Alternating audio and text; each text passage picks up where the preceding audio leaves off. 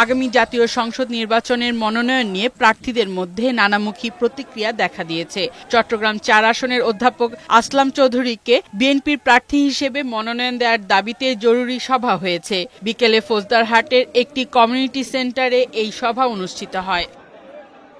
রংপুর ৩ আসনে মনোনয়ন না পাওয়ায় বিক্ষোভ করেছে বিএনপির মনোনয়ন প্রত্যাশী রিতা রহমানের সমর্থকরা। আমাকে এই নির্বাচন করব এবং আমি প্রমাণ করব আমি যে এইখানকার এই রংপুর ৩ এলাকাবাসীর প্রতিনিধিত্ব করতে সক্ষম এবং সঠিক নেতৃত্ব দান করতে পারি। এই প্রমাণটা, এই টেস্টটা আমার করতে হবে। মাদারীপুরে বিএনপি নেতা কামাল জামান মোল্লার মনোনয়ন স্থগিতের প্রতিবাদে বিক্ষোভ করেছে নেতাকর্মীরা।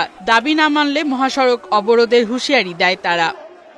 মুন্সিগঞ্জ ১ আসনে বিএনপির মনোনয়ন পুনর্বিবেচনার দাবিতে শ্রীনগরে বিক্ষোভ ও প্রতিবাদ সমাবেশ অনুষ্ঠিত হয়েছে। এতে বিএনপি ও অঙ্গ সংগঠনের নেতাকর্মীরা অংশ নেন।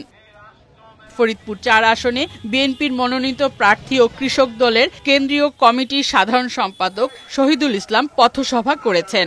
আমি ভাঙ্গা উপজেলা সদরপুর উপজেলার মানুষের কাছে বলতে চাই, ওয়াদা করতে চাই, ভাঙ্গায় কোনো হিংসার রাজনীতি আমরা করব না।